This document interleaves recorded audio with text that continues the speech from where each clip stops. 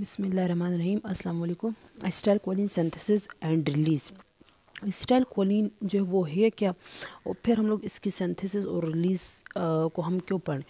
Acetyl choline क्या है? Neurotransmitter. Acetyl choline क्या है?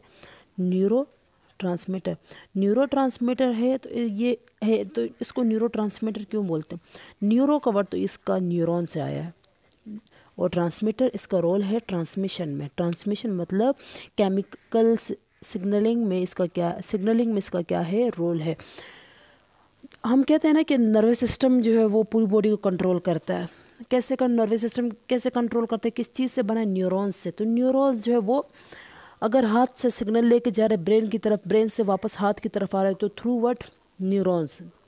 तो ये जो न्यूरॉन्स हैं ये तो इस तरह, मतलब एक न्यूरॉन दूसरे न्यूरॉन के साथ इस तरह साइनेप्स बनाकर ऐसे एक चेन सी बनाती है और फिर मैसेज लेके जाती है। तो ये जो न्यूरॉन है, एक ये सिग्नल इसको देता है, ये इसको देता है। कैसे देता है?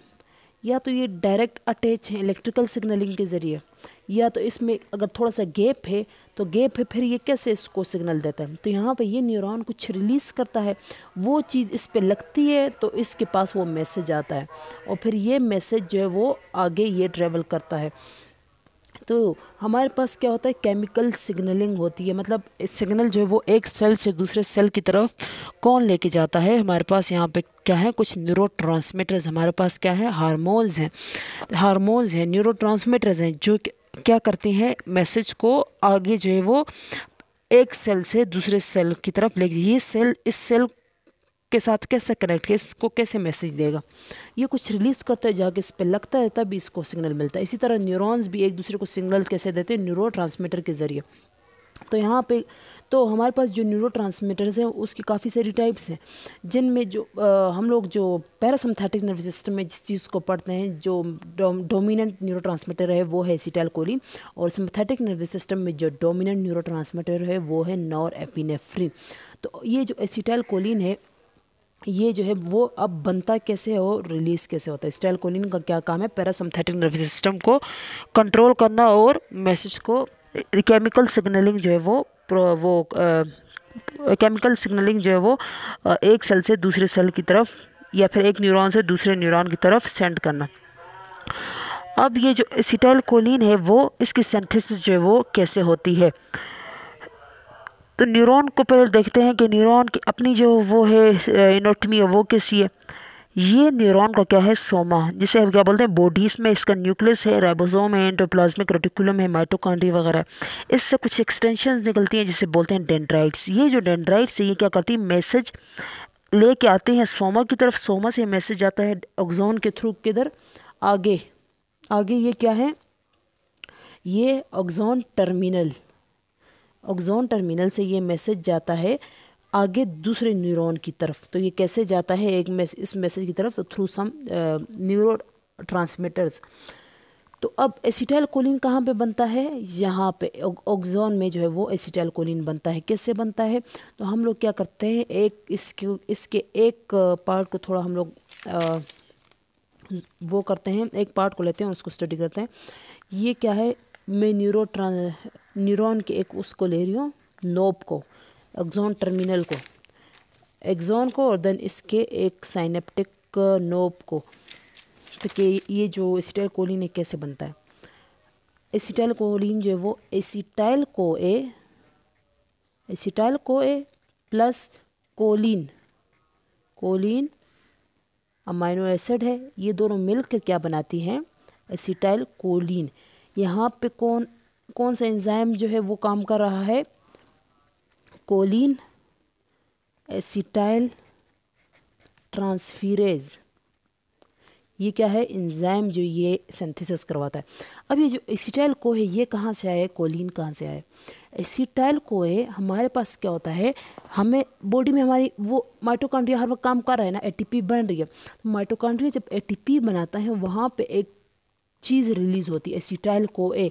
जो एसिटाइल को है ये माइटोकॉन्ड्रिया से जो है वो रिलीज़ होता है। ये माइटोकॉन्ड्रिया जब एटीपी बनाता है तो वहाँ से एक एक्स्ट्रा जो प्रोडक्ट रिलीज़ होता है वो है एसिटाइल को ए। फैट्स वगैरह की डिग्रेडेशन से, फैट्स वगैरह की ब्रेकडाउन से जो है ये रिलीज़ होता है। Acetyl CoA. तो ये एसिटाइल कोए जो है वो माइटोकॉन्ड्रिया से आ गया। कोलिन कहाँ से आया? ये जो कोलिन है ये एक्स्ट्रा सेलुलर फ्लूइड बाहर जो है यहाँ पे पड़ा होता है। ये अंदर कैसे आता है? यहाँ पे हमारे पास क्या है? CHT मतलब कोलिन ट्रांसपोर्टर। ये क्या है? सिम्पोर्ट है। सिम्पोर्ट मतलब ये जो कोलिन जो है वो अंदर आता है। किसके साथ अंदर आता है? कोलिन जो है वो सिम्पोर्ट के ज़रिए अंदर आता है। इसके साथ दूसरा कौन है जो जो इसको अंदर लेके आता है? वो है सोडियम। सोडियम और कोलिन एक साथ जो है वो अंदर मूव करते हैं और ये कोलिन अंदर आता है और in the presence of choline acetyl transferase इससे क्या बनता है? Acetyl choline. अब ये जो एसिटाइल कोलिन है ये क्या है? ये इसको ख़तरा है किस चीज़ से? यहाँ पे बहुत सारे एंजाइम्स हैं, मोनोअमाइन ऑक्सीडेजेस वगैरह हैं जो इसको क्या करेंगे? डिग्रेड करेंगे। तो डिग्रेड करने से इसको बचाने के लिए हम लोग क्या करें? इसको पैक करेंगे किस चीज़ में? वेजिकल में। तो वेजिकल में पैक करने के लिए ये एसिटाइल कोलिन को वेजिकल के अंदर लाना है। कैसे आएगा? यहाँ पे क्या है? एक ट्रांसपोर्टर जिसे क्या बोलते हैं? VAT, vesicle associated transporter. इस ट्रांसपोर्टर के ज़रिए एसिटाइल कोलिन क्या करेगा? इसके अंदर आएगा। एसिटाइल कोलिन जब इसके अंदर आया ख़ुद को इधर क्या कर लेगा? पैक कर देगा। यहाँ पे एसिटाइल कोलिन के साथ हमारे पास ATP भी है और पेप्टाइड्स भी हैं। इनको क्या बोलते हैं? जो इस न्यूरोट्रांसमीटर्स के साथ और चीज़ें पाई जाती हैं इसको बोलते हैं को ट्रांसमीटर्स। इनका क्या फंक्शन है? ये एसिटाइल कोलिन के रिलीज को रेगुलेट करती हैं और ये फीडबैक इनहिबिशन प्रोवाइड करती हैं एसिटाइल कोलिन के रिलीज़ को। ATP और पेप्टाइड्स वगैरह ये जो को ट्रांसमीटर्स हैं। अब ये यहाँ पे पैक हो गया। अब ये जो एसिटाइल कोलिन है ये आगे मूव कब करेगा और रिलीज़ कब होगा? होता है क्या है कि यहाँ से जब सिग्नल आता है इलेक्ट्रिकल सिग्नल तो डीपोलराइजेशन होती है। इस न्यूरॉन में क्या होगी? डीपोलराइजेशन प्रोड्यूस होगी। डीपोलराइजेशन में क्या होता है? अंदर जो है वो पॉजिटिविटी ज़्यादा हो जाएगी और बाय नेगेटिविटी ज़्यादा हो जाएगी। तो यहाँ पे मेम्ब्रेन में पोटेंशियल जनरेट होगा। पोटेंशियल जब जनरेट होगा तो यहाँ पे क्या है? Calcium voltage gated channel. यहाँ पे हमारे पास क्या है? कैल्शियम के चैनल जो क्या है? वोल्टेज गेटेड चैनल मतलब इसको वोल्टेज रेगुलेट करती है। यहाँ पे जब मेम्ब्रेन में पोटेंशियल अराइज होगा तो ये जो कैल्शियम के चैनल्स ये ओपन हो जाएंगे और कैल्शियम अंदर की तरफ मूव करेंगे। कैल्शियम के अंदर की तरफ मूव करने का मकसद क्या है? मकसद ये कि इस वेजिकल को लाएंगे यहाँ तक और इसको यहाँ से इसके साथ फ्यूज़ करवाएंगे मेम्ब्रेन के साथ और यहाँ से एसिटाइल कोलिन को रिलीज़ करेंगे। यहाँ पे क्या होता है कि हमारे पास इधर क्या है? इस वेजिकल के साथ ये क्या है?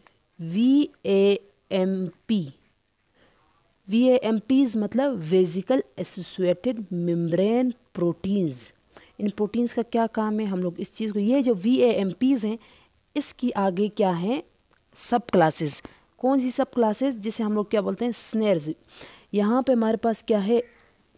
इसकी सब क्लास में VAMPs की सब क्लास में एक प्रोटीन आती है जिसे बोलते हैं साइनेप्टोटेगमिन क्या है? VMP की सब क्लास मतलब यही प्रोटीन है VMP। ये साइनेप्टोटेगमिन क्या करेगी? जो बाहर से कैल्शियम आया है ना ये कैल्शियम और ये कैल्शियम जो है ना इस प्रोटीन के साथ इंटरेक्ट करेगी और इसको लाएगी ना यहाँ पे इसको आके इसको फ्यूज़ करेगी।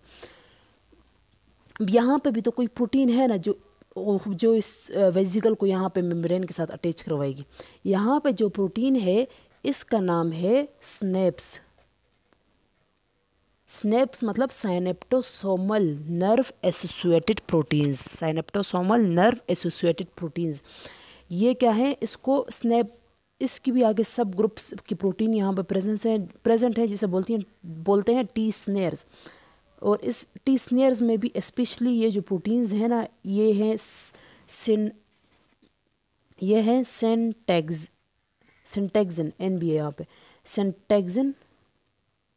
सिंटैक्सिन एंड SNAP25 ये प्रोटीन्स यहाँ पे प्रेजेंट है। ये इसका काम क्या है? इसका काम ये है कि यहाँ पे ये जो प्रोटीन है यहाँ पे जो प्रोटीन प्रेजेंट है जिसे क्या बोलते हैं हम लोग? स्नेयर्स। यहाँ पर भी स्नेयर्स है। यहाँ ये भी स्नेयर्स है ना। स्नेयर्स की फिर आगे सब टाइप सिंटैक्सिन और SNAP25 है। यहाँ पे T स्नेयर्स हैं। यहाँ पे कौन सी स्नेयर्स प्रोटीन है? V स्नेयर्स यहाँ पे प्रेजेंट है। इसमें भी वी स्नेयर्स की भी आगे जो लाइक इधर जो टी स्नेयर्स की आगे सब टाइप थी सिंटैक्सिन और स्नेप 25, यहाँ पे वी स्नेयर की जो सब टाइप है वो है साइनेप्टोब्रेविन।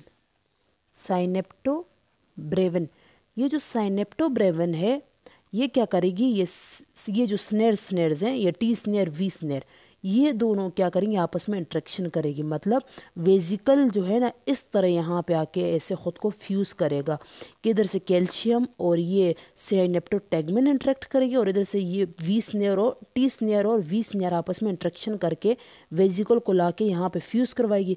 इस तरह यहाँ पर एसिटाइलकोलिन रिलीज़ हो जाएगा और ये एसिटाइलकोलिन आगे जाके दूसरे न्यूरॉन को ऐसे सिग्नल देगा। यहाँ पे इस एसिटाइलकोलिन के क्या होंगे, रिसेप्टर्स लगे होंगे।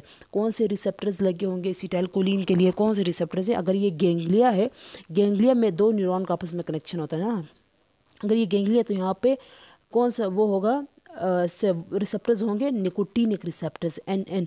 हाँ, अगर यहाँ पे गैंग्लिया नहीं है, हो सकता है इधर मसल्स हैं, तो यहाँ पे NM रिसेप्टर्स होंगे। अगर मतलब इसका कनेक्शन यहाँ पे मसल्स के साथ है तो यहाँ पे NM रिसेप्टर्स होंगे। अगर ये न्यूरॉन है तो यहाँ पे NN रिसेप्टर्स होंगे।